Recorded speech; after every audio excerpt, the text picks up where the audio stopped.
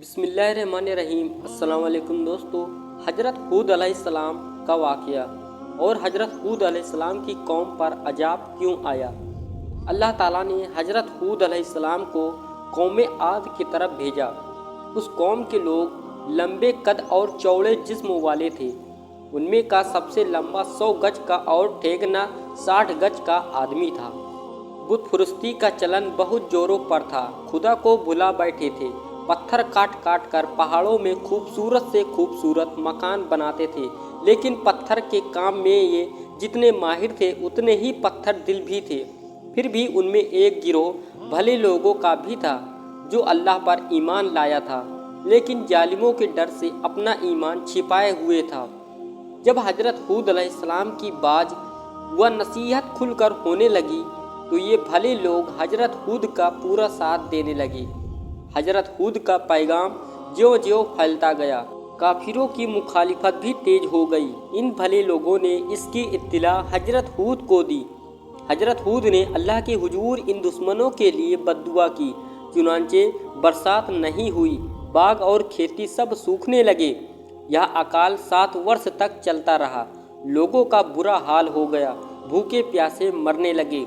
मौका मुनासिब समझकर हज़रत हूद ने उन्हें समझाना शुरू किया और फरमाया कि ईमान लाओ, अपने आप को दुनिया की इन परेशानियों से बचाओ। ये सब परेशानियां तुम्हारे कुफ्र की वजह से तुम पर आई है। लेकिन काफिरों ने हज़रत हूद की नसीहतों पर कान न धरा, अपने कुफ्र पर डटे रहे और यही कहते रहे, हम तेरे कहने से बुतों को ना छोड़ेंगे और अपने बाप दादाओं के दीन से मुंह ना मोड़ेंगे। उस जमाने का कायदा था, जिसे किसी बड़ी मुश्किल का सामना होता तो यह मक्का में काबे में जाकर दुआ करता था, जो कबूल हो जाती थी। उन दिनों आद कौम के अलावा अमालका की कौम मक्का में रहती थी, जो अपने को मक्का का सरदार कहती थी। जब आद कौम के लोग इन परेशानियों के शिकार हुए तो इनके 70 सरदार वहां जाने को तैयार हो गए कि वहां जाकर बारिश की दुआ करें। ये लोग जब लंबा सफ़र तय करके मक्का पहुँचे तो माबिया बिन बकर के घर में उतरे। उसने इन सभी खाने और शराब की ऐसी ज़ोरदार दावत की और नाच गाने की ऐसी महफिल सजाई कि ये अपने आने का मकसद ही भूल गए। बहुत दिनों के बाद उन्हें अपनी कौम की याद आई और अपने आप पर रात दिन लानत मालमत करते हुए वे सब दुआ में लग गए और कुर्बानियाँ चढ़ानी शुरू की। लेकिन फिर भी कोई नतीजा ना निकला। इन सरदारों में मुर्शद बिन मादान छिपा हुआ मुसलमान था। हज़रत हूद पर उसका पूरा ईमान था। उसने खुलकर कह दिया कि जब तक तुम सब हजरत की बातों को नहीं मानोगे, अपने मकसद को नहीं हासिल कर सकोगे।